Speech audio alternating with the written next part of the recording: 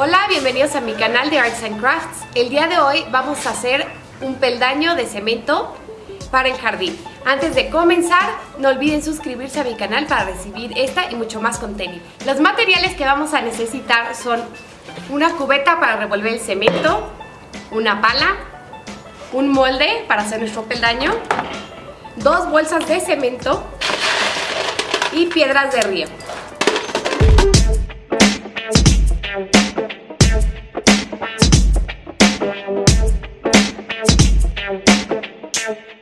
Debido a la cantidad de cemento que estamos utilizando, pueden mezclar el cemento con alrededor de 2 tazas y media de agua y con eso quedará perfecto.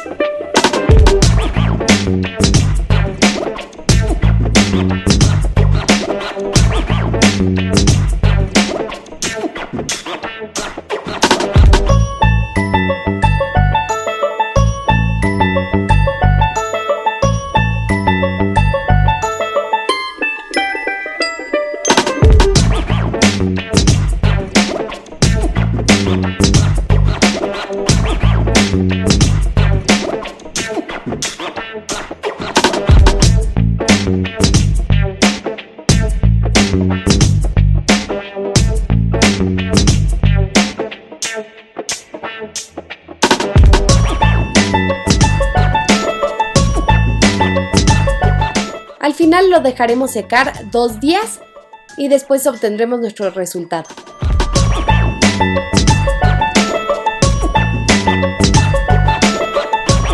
Una vez que se haya secado el cemento, simplemente podemos empujarlo hacia afuera y tendremos nuestro peldaño.